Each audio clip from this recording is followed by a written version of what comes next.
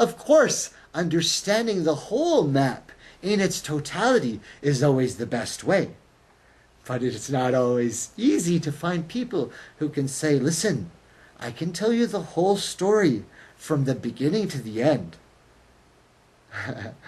But if I tell you everything, you might not be able to comprehend it.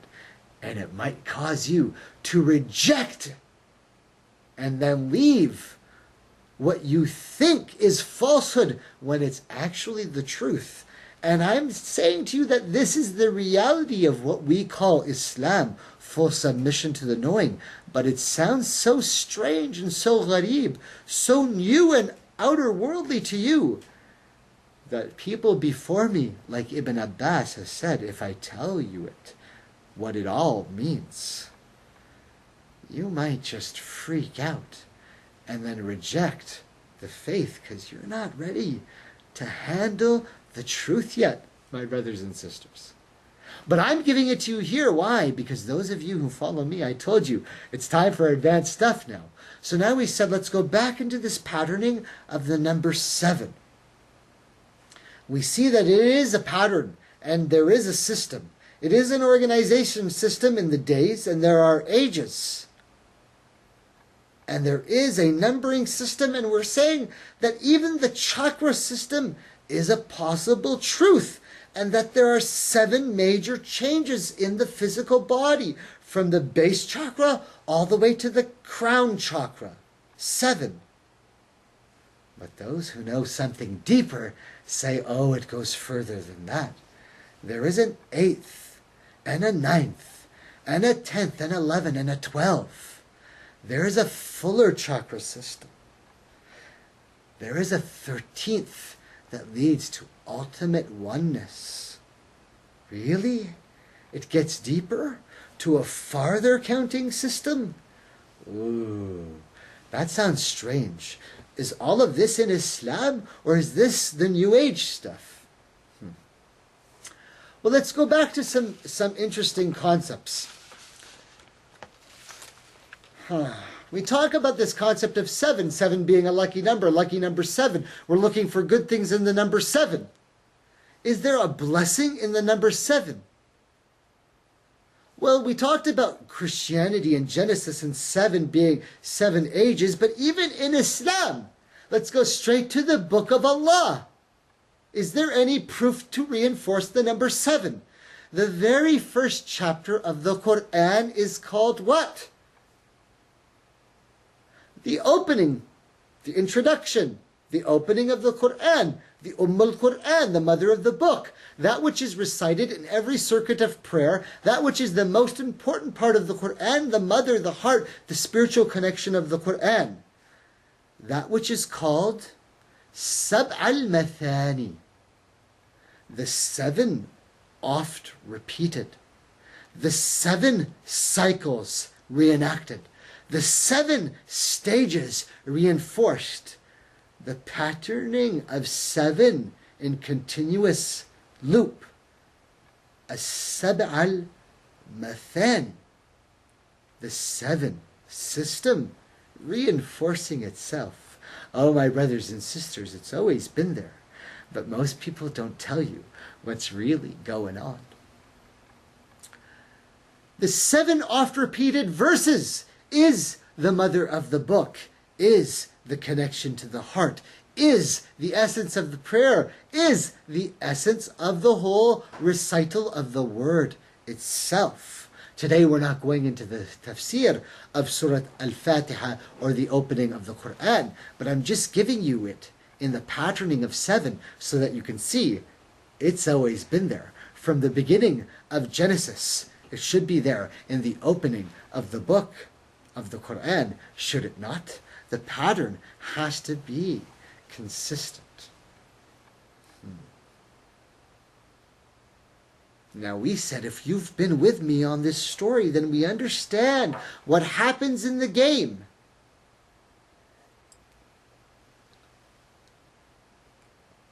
That most of the people on the earth right now are only now starting to realize that the souls that we have descended from from on high, and we have come to a denser reality.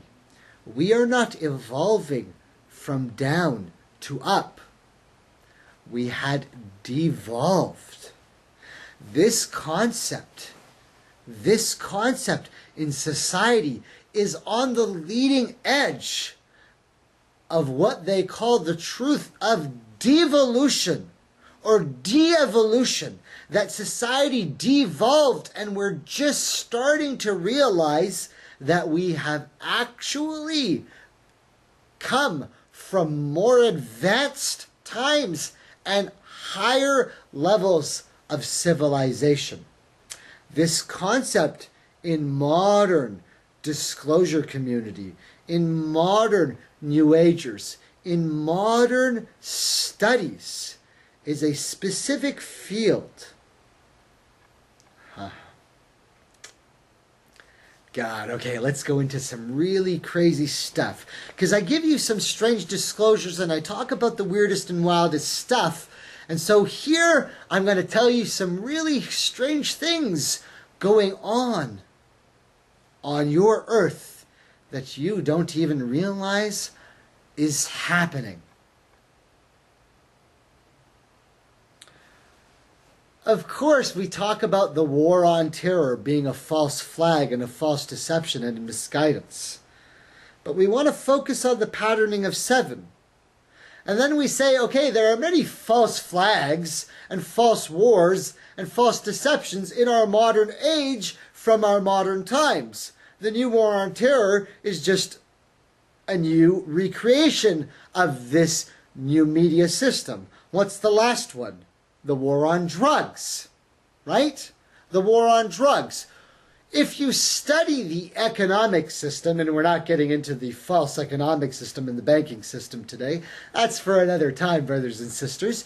But if you study the economic system, they'll say that there's false organizations and fake societies and false flags. Well, we said that there's the war on terror, which is kind of a fake war, but the biggest war is the war on drugs. It's a false flag. It has to do with money and the economic system. It has to do with drug importation and major money, and you hear about it sometimes, but you know it's a false war.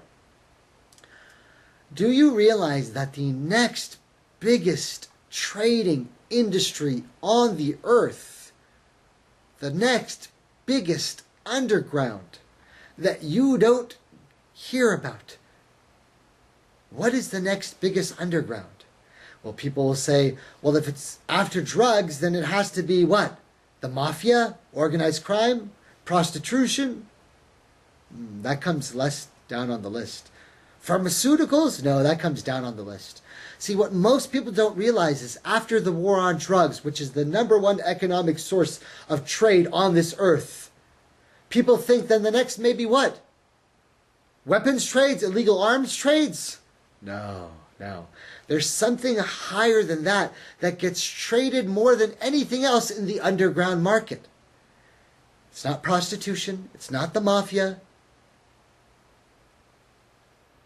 It's not illegal arms. Drugs is #1, but what's #2 on this planet as a system? Cultural property.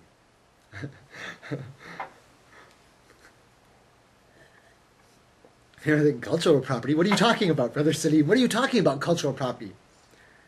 The trading of... Are you talking about my Battlestar Galactica DVD collection with the Cylon special packaging? No. I'm not talking about pop culture. I'm not talking about pop culture items. We talk about pop culture so much here that when I say cultural property, people might think I'm talking about pop culture. No. I'm not talking about the trading of DVDs. I'm not talking about trading of posters or comic books or any kind of pop culture related stuff. The trade of underground illegal cultural property. All right, you really lost me now, Brother Salim. What are you talking about?